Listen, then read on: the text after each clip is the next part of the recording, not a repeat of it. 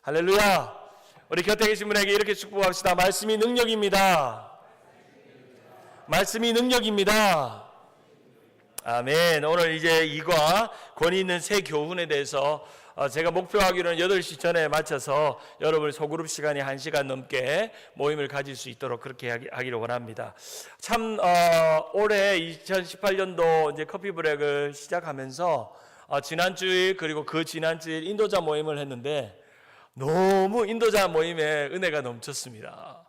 제가 이렇게 시작에 이 오늘 과를 설명할 것 이상으로 인도자들이 참 통찰력이 있는 질문과 고민과 준비들을 해오셔가지고 지난주에도 이제 특별히 이제 지난주에는 건강 세미나가 있어서 오시지 못한 분도 계셨지만 우리가 지금 매주 한 달에 한 2-3번 정도는 모여서 인도자들이 인도하면서 그렇게 이제 소그룹 성경 공부 운동들을 해가려고 합니다. 참 지난주에도 저에게 많이 도움이 됐고 사실은 지난주 인도자 모임을 하고 나서 제가 설교가 더 부담스러운 거예요. 왜냐하면 인도자들이 너무 준비를 잘해 오시니까 제가 그전에 인도자 모임을 안 할 때는 잘 몰랐는데 인도자들이 준비를 많이 하셔서 오늘은 제가 간략하게 마가복음 1장 전체에 대한 것만 간단하게 나누고 몇 가지 여러분에게 질문만 던지고 실제적인 나눔들은 여러분의 소그룹을 통해서 함께 나누는 시간을 갖겠습니다. 오늘 이과 제목 한번 같이 한번 읽어볼까요? 권위 있는 새 교훈. 시작. 권위 있는 새 교훈. 누구의 교훈이 권위 있는 새 교훈이라고 성경은 말하고 있죠? 바로 예수님의 교훈. 부탁드리고 싶은 것은 여러분이 미리 예습을 해오셔야 됩니다. 그냥 당일 오셔가지고 답만 달라고 하지 마시고 미리 여러분의 답을 찾아오셔서 가급적이면 주일날 오후에 이제 수요일 공부를 미리 나름 한번 답도 찾아보시고 성경도 2-3번 읽어보시고 하고 이제 아마 또 반으로 흩어지면 성경을 다 같이 읽기 때문에 저는 본문을 읽지 않겠습니다. 자, 넘겨보시면 이제 마가의 복음, 마가가 예수님의 행적과 삶, 미니스트리, 사역에 대해서 구체적으로 그 행적을 따라가는 그런 과정들을 우리가 마가복음을 통해서 살펴보는데 마가복음 1장 1절에 하나님의 아들 예수 그리스도의 복음의 시작, 그 복음이신 그 예수님을 우리가 함께 살펴보고 있고 그리고 이제 예수님께서 마가복음 1장 14절에 본격적으로 갈릴리에서 오셔서 하나님의 나라의 복음을 전파하시고 지난주에 설교 15장 갈릴리에서 처음 선포하신 예수님의 복음 뭐죠? 때가 참에 하나님 나라가 가까웠으니 뭐하고 뭐하라? 회개하라. 뭐를 믿으라? 복음을 믿으라. 제가 이제 지난주 설교를 들어야만 오늘 그 하나님의 나라가 임하고 하나님의 나라가 어떤 일들이 일어나는지를 오늘 구체적으로 보여주는 몇 가지 장면들이 있습니다. 첫째는 귀신이 쫓겨나고 하나님의 나라가 임했다는 것을 보여주는 일종의 그 시현이 하나님의 나라가 임했다는 것은 눈에 보이게 임하는 그 장면이 뭐냐면 바로 귀신이 쫓겨나고 병자들이 고침받고 뭇 영혼들이 주님 앞에 돌아오는 하나님의 나라의 임함을 나타나는 그런 현상들, 하나님의 나라가 임했음을 보여주는 하나님의 시현, 하나님의 시위라고 말할 수 있죠. 이제 김세윤 박사님이 쓴 복음이란 무엇인가, 하나님의 나라란 무엇인가를 책을 보면 왜 예수님께서 귀신을 쫓아내시고 병자를 고치시고 문 영혼들이 주님 앞에 돌아오는가? 어쩌면 하나님께서는 하나님의 나라는 이런 것이다 라는 것을 보여주기 위한 하나님의 시위였다는 겁니다. 뭐였다고요? 시위. 눈에 보여주는 그것을 보여주는 시연 또는 보여주는 한 형태로 보여주었다는 것을 봅니다. 자, 넘겨보시면 이제 이 그림처럼 이제 마치 여러분의 스마트폰에 그림을 이렇게 쫙 손을 벌려서 이렇게 요즘 스마트폰을 이렇게 보면 이렇게 그림을 보려면 이렇게 손을 이렇게 쫙 이렇게 벌리잖아요. 이렇게 벌려서 보듯이 여러분의 이제 마가복음을 조금 더 커피 브렉을 통해서 마치 손을 벌려서 쭉 펼쳐서 보듯이 줌인해서 줌아웃해서 여러분들이 이 마가복음을 좀 깊이 볼 수 있기를 바랍니다. 커피 브렉의 장점은 평상시에 설교로 듣던 그냥 원론적이고 좀 큰 그림의 이야기보다는 조금 더 구체적으로 왜 그랬을까? 왜 이런 단어가 쓰였고 왜 이 지역에 갔고 왜 이런 일들이 일어났을까 하는 이 저자의 시점에서 또는 이 본문에 주시는 이 저자의 의도를 파악하는 관점에서 우리가 어떻게 줌할 것인가, 어떻게 이 본문을 살펴볼 것인가를 생각해 보아야 됩니다. 마가복음 이제 지난주부터 오늘까지 마가복음 1장의 장면 속에는 자 넘겨보시면 복음의 시작, 예수님의 복음이라는 것과 그리고 복음으로서 예수님께서 세례 요한의 세례를 받으시고 4명의 제자 누구죠? 베드로와 안드레와 야고보와 요한. 자, 퀴즈 냅니다. 여러분이 예수님께서 처음 갈릴리에서 불렀던 4명의 제자들의 이름은 누구일까요? 라고 하면 베드로, 안드레, 야고보, 요한 4명을 불렀죠. 그리고 나서 예수님께서 갈릴리 지방에서 첫 번째 하신 사역은 뭘 쫓아내죠? 귀신을 내어 쫓았죠. 그것도 어디에서? 회당에서. 신기하게도 유대인들이 모여 율법을 읽고 토라를 읽고 기도를 드리고 모여서 예배했던 회당에서, 말씀을 배우던 그 회당에서 숨어있던 귀신을 쫓아내는 일들이 있었고, 얼마 후에 베드로의 장모 10병에 고침받는 장모를 신방하는 일이 있었고, 문둥병자를 이제 고치는 일들이 있었죠. 이제 2장의 첫 번째가 가브나움에서 누구를 고치죠? 중풍병자를 고치는 그런 장면이 등장합니다. 자, 넘겨보시면 이제 시작된 복음, 행동하는 복음, 이제 마가복음 1장 1절에 이제 하나님이 예수 그리스도의 하나님의 아들 그리스도의 복음의 시작이다. 이제 복음이 시작되고 나서 본격적으로 예수님이 보여준 행동, 회개의 세례를 스스로 자처해서 요단 강가에서 세례 요한에게 받으시고, 이제 제자들을 하나님의 나라의 일꾼인 제자들 4명을 부르시고, 그냥 제자 4명을 왜 불렀을까? 하나님의 나라의 일꾼을 부르셨다는 겁니다. 그래서 제자는 하나님 나라의 일꾼입니다. 제자를 4명을 부르시고 갈릴리 지방을 다니시면서 귀신을 쫓아내시고 하나님의 나라의 복음을 행동으로 보여주셨죠. 어쩌면 마가는 이 행동의 복음이라고 할 만큼 이 마가복음을 예수님의 행동을 중심으로 그분의 행하신 일들을 간략간략하게 요약하면서 그 이야기들을 해나가고 있습니다. 드디어 개봉박두 예수, 복음이 시작되고 복음을 시작시키신 예수님의 개봉박두가 마가복음 1장에 시작되죠. 넘겨보시면 이제 마가복음에 전체적으로 가장 많이 등장하는 단어가 복음이라는 단어 10번 정도가 등장하죠. 넘겨보겠습니다. 자, 제가 지난주에 설교 중에도 언뜻 언급했듯이 왜 예수님께서 세례 요한에게 세례를 받았는가, 주의 길을 예비하는 마지막 선지자 세례 요한에게 세례를 받았는가 하는 것은 예수님이 구속 사역을 이루기 위해서 100% 하나님 100% 인간을 보여주는 장면이 예수님이 세례를 받으시는 장면이라는 거예요. 요한의 세례는 죄인들의 죄사함을 위한 세례라고 했죠. 죄가 없으신 그분이 세례를 받았다는 것은 그분이 스스로 죄가 없으면서 죄인인 인간의 존재를 인정했던 일종의 죄인 인준식입니다. 죄인 인준식. 죄인이지 않지만 죄를 뒤집어 쓰시는 장면이 바로 이 세례 요한의 세례를 받는 장면이고, 거기에는 삼위 하나님이 등장하죠. 비둘기같이 성령이 임하시고 아버지가 아들의 이름을 부르시며 너는 내가 기뻐하는 자라, 사랑하는 아들이다 라고 말하는 삼위 하나님이 동시에 등장하는 그런 하나님으로서 인준하는, 그리고 왕으로서 등극하는 그런 왕이 등극식과 같은 장면이 세례 요한의 장면입니다. 특히 마태와 같은 사람들은 이 세례 요한의 장면을 마치 왕이 즉위식처럼 묘사하고 있습니다. 왕으로서 이 땅에 오신 예수님을 장면을 묘사하고 있습니다. 이제 요단강에서 세례 요한의 세례를 베풀죠. 넘겨보겠습니다. 그 다음에 넘겨보시면 제가 그림으로 보여줄게요.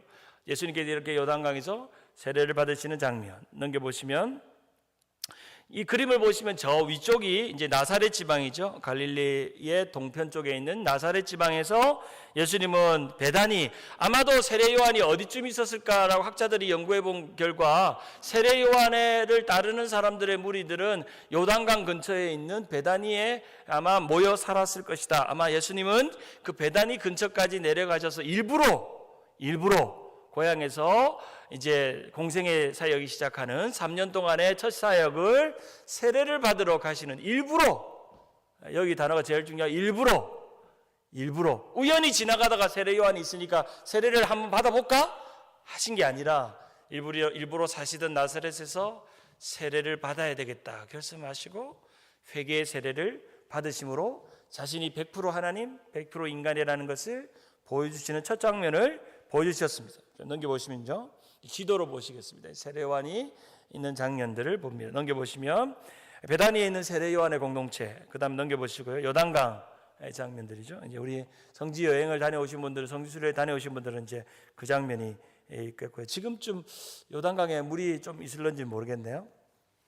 그러고 나서 예수님께서 유대 광야로 가십니다. 유대 광야, 이 그림에 나와 있는 유대 광야로 가셔서 복음을 위한 첫 싸움을 시작합니다. 그 첫 싸움이 바로 이제 사단과의 그런 광야에서 세 가지 시험을 이기시면서 자신의 공생애가 이제 시작되었음을, 사단의 권세는 이제 예수 그리스도 오므로 너는 이제 긴장하고 이제 새로운 세계가 시작됨을, 그래서 예수님께서 첫 번째 회당에서 하셨던 일이 사단의 권세를 꾸짖으시는 그런 일들을 하셨습니다. 넘겨보시면 이런 광야에서 한적한 곳에서 계셨고, 여기가 예수님의 그 시험 받으신 광야의 그런 기념하는 곳이라고 이렇게 인터넷에 보니까 나와 있어서 제가 보여드립니다. 넘겨보시면요, 아마도 여리고 근처에 있는 높은 산에 가셨을 것이다 라고 하는 의견들을 갖고 있죠. 자, 넘겨보겠습니다. 자, 예수님께서 하신 첫 번째 이제 하나님의 사역, 이제 14절에 요한이 잡힌 후에 요한의 시대가 끝나고 예수님께서 갈릴리에 오셔서 사역을 하셨습니다. 그분이 오신 이유는 하나님의 나라가, 카이로스의 하나님의 나라가 왔고 가까이 왔다라는 말, 제가 설교 중에 이야기 드렸죠. 그걸 두 단어로 이미와 아직. 이미 와 있는 하나님의 나라, 아직 오직 하나님의 있는 나라. 현재 완료형이 우리가 아는 현재 완료형이 아니다는 거죠. 엔가켄, 이 가까이라는 엔가켄이라는 단어는 이미 와 있고 그리고 계속 진행되는 나라. 그렇죠. 버스를 생각하라 그랬죠. 버스 정류장에 버스가 서 있잖아요. 예수님 오셨어요. 예수님 버스를 가져오셨어요. 그 버스 이름이 하나님의 나라. 그러나 그 하나님의 나라는 계속 다음 정거장으로 주님 오실 재림의 그날까지 계속 진행되어지는 그런 하나님의 나라가 말씀해주고 있죠. 설교를 들으신 분들 아실 겁니다. 그 하나님의 나라의 일꾼 4명 누구죠? 시몬과 안드레와 야고보와 요한. 이게 상징적인 행위죠. 왜 예수님은 그 사역의 많은 일들 중에 사람부터 세웠을까? 하나님의 나라는 하나님의 사람들로, 하나님의 나라의 일꾼들로 이루어지는 나라, 하나님의 일꾼들로 만들어지는 나라이기 때문이죠. 자, 넘겨보시면 예수님께서 이제 갈릴리의 4인방 베드로와 안드레와 야고보, 갈릴리 4인방을 부르시죠. 자, 넘겨보겠습니다. 드디어 이제 오늘 본문의 이야기입니다. 이제 가버나움에 들어가십니다. 이제 갈릴리의 한 동네인 가버나움. 이 가버나움이라는 이름의 뜻이 크파크나훔. 한번 따라하겠습니다. 크파크나훔. 다시 크파크나훔. 여기 정도는 한번 머릿속에 외워두시면 좋겠습니다. 크파크나움이라는 동네 뜻은 뭐냐면 위로의 동네라는 뜻이에요. 이 위로의 동네라는 것은 위로가 필요한 자들, 고침이 필요한 자들, 괴로운 자들이 많은 동네가 그 가버나움이었고, 그 가버나움에 언제 가셨죠? 안식일에. 이 안식일 동그라미 별표 10개. 예수님이 의도적으로 자신의 치유와 회복과 기적을 일으킨 날이 주로 언제일까요? 바리새인들은 항상 안식일 내 예수님께서 귀신을 쫓아내고 병자를 쫓아내고 밀밭에서 추수한 밀을 이렇게 비벼서 먹고 이런 걸 보면서 이 바리새인들이 일도 하지 않는 이런 날에 예수님께서 그 일을 행하십니다. 귀신을 쫓아내고 병자를 고치시는. 여기에 질문이죠. 오늘 여러분이 한번 풀어보아야 될 질문이, 왜 안식일을 택하셨을까? 이게 질문입니다. 왜 그리고 안식일의 의미가 무엇일까? 예수님이 안식일의 주인이라고 말하셨는데 그 의미는 무엇일까? 그걸 한번 오늘 소그룹에서 나눠보시면 됩니다. 그리고 또 의도적으로 회당에 들어가셨습니다. 가르쳐서 서기관들과 바리새인들에게 말씀을 전했는데 새로운 교훈과 같고 그들이 새 교훈에 놀랬더라라고 말하죠. 자, 그다음 넘겨보시면 이제 지금 역사적인 가버나움의 한 장면 그림이 여기에 등장하죠. 치유와 자유가 필요한 사람들의 가버나움의 회당. 좀 넘겨봅시다. 이 가버나움의 회당에서 귀신 들린 사람이 숨어 있었죠. 나 귀신 들렸네 라고 있지 않았다는 거예요. 오늘 본문을 유심 보면. 근데 예수님이 귀신 들린 것을 알았죠. 꾸짖으셨죠. 잠잠하라고 명령하시고 하셨죠. 자, 하나님의 나라는 4명의 제자와 같이 하나님의 일꾼들로 시작되어지고 하나님의 나라의 역사는 하나님의 말씀으로 시작됩니다. 말씀의 역사가 곧 하나님의 나라를 경험하게 한다는 것이죠. 자, 넘겨보시면 권위 있는 새 교훈 같았다. 왜 권위 있는 새 교훈 같았는가 하는 질문들도 생각해 볼 수 있게 되는 것이죠. 자, 넘겨보겠습니다.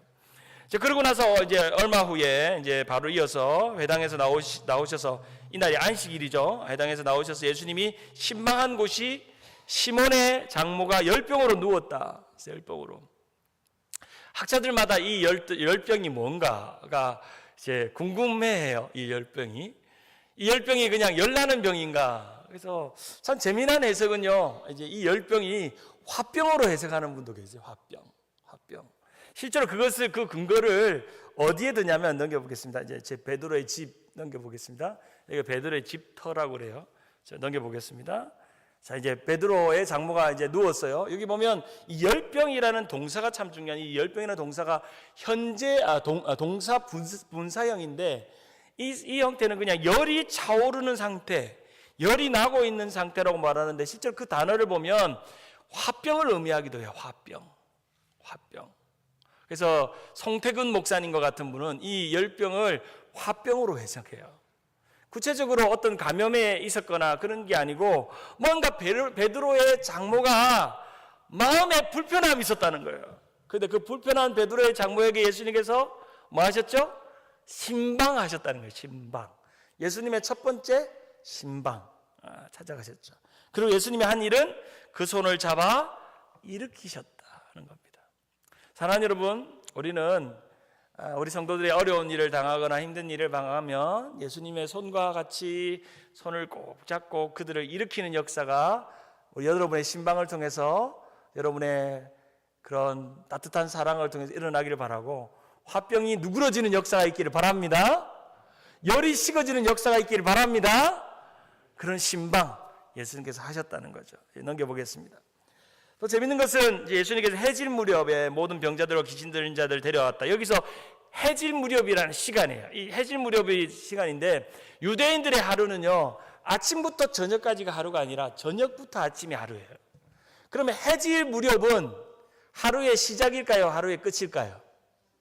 하루의 시작을 의미한다는 겁니다. 안식일이 끝나는 시간쯤에 이 비로소 새로운 하루가 시작되는 날, 모든 병자들과 귀신들이 몰려와서 예수 앞에 고침받기를 요구했다는 거죠. 그것이 안식일 전후에 일어났던 사건입니다. 자, 넘겨보시면요.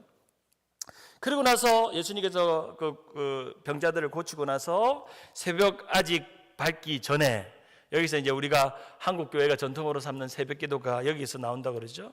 특별히 마가는 귀신의 이야기와 또 하나 강조하는 이야기가 있어요. 기도. 예수님이 기도하셨다.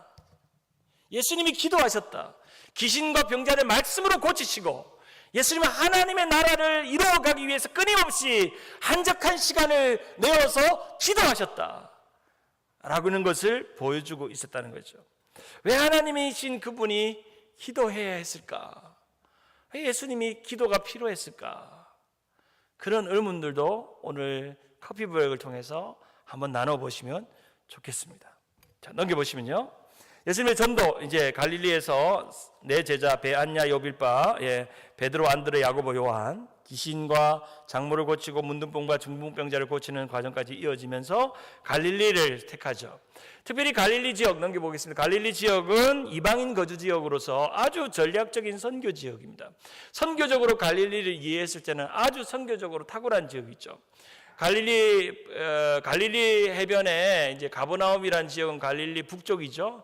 동쪽에 10개의 헬라 도시가 있고 320개의 갈릴리, 우리 권영민 장로님한테 들으니까 이 갈릴리 호수가 레이크타워 정도 똑같대요, 사이즈가. 그 정도 되는 호수를 주변으로 조그만한 촌락들이 있었고, 대표적인 마을이 데가볼리, 드로와 시돈과 같은 마을이 있었고, 스불론 땅이 나사렛 지역이었다면 납달리 땅이 바로 가버나움 갈릴리 지역이라고 말할 만큼 그런 지역입니다.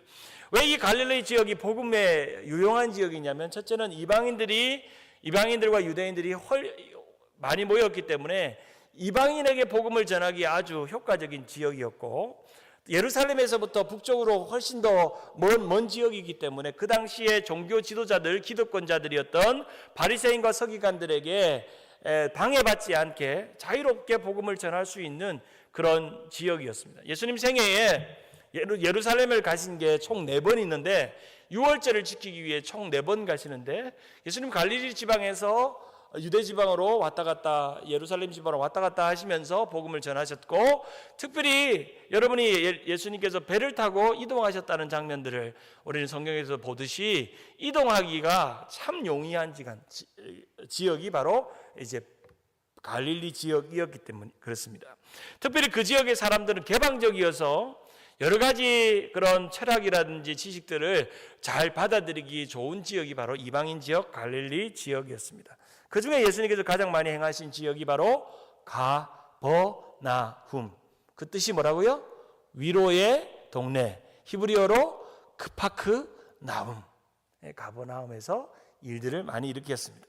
마태복음 4장 23절, 25절을 같이 한번 읽어볼까요? 마태복음 화면이 좀 잘리네요. 제가 읽겠습니다. 23절. 예수께서 온 갈릴리에 두루 다니시니 그들이 회당에 가르치시며 천국 복음을 전파하시며 백성 중에 모든 병과 모든 약한 것을 고치시니.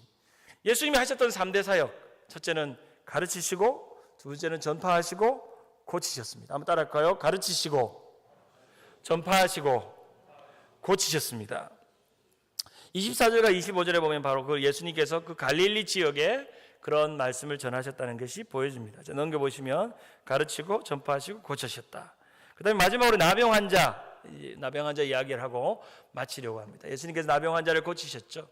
유대인들의 질병 중에 가장 고치기 힘든 질병 하나가 한센병, 이 나병, 과거에는 문둥병이라고 말했던 이 병자들입니다. 일단 나병이 걸리게 되면 제일 그들에게 치욕한 치욕은 더 이상 제사를 드릴 수 없고 성전에 절기 때 갈 수 없는 존재가 되었다는 것입니다. 이 말은 이 질병 때문에 예배의 자리에 아웃되었다는 것입니다. 예배의 자리로 나아갈 수 없었다는 것입니다. 그들을 찾아가서 예수님께서 그 깨끗함을 고쳐주시고 그들의 믿음을 보시고 고쳐주신 이유는 그들이 이제 나음을 입고 제사장들이 가져가죠. 왜 제사장들이 가냐면 이제 난 예배 드릴 수 있어요. 깨끗함을 입고 가서 나 예배 드릴 수 있는 거 한번 봐보세요. 나 예배 드릴 수 있는 것 같아요? 제사장이 보고 깨끗하게 나음을 입었으면 딱딱 하면서 이제 너 예배 드릴 수 있다고 말하는 겁니다. 이 치유의 사건은 그 당시에 유대인들에게 질병이라는 것은 하나님 앞에 저주받고 예배에서 제외당하는 그런 행위가 바로 그 질병의 그런 한 그거였습니다. 그래서 유대인들은 질병이 죄 때문이라고 생각했어요. 죄 때문에. 자기 죄 때문에. 일종의 예수님께서 병자의 병을 고치시는 것은 그들에게 이루어 주시는 죄 사함의 능력을 보여주시는 장면이고, 또 하나의 관점은 그들이 더 이상 예배할 수 없는 존재가 아니라 새로운 예배자로 회복시키는 예배 회복의 장면이더라는 것입니다. 자, 오늘은 제가 여기까지 했고요. 자, 이제 여러분들이 이제 흩어지셔서 함께 우리 말씀을 나누겠습니다. 우리 다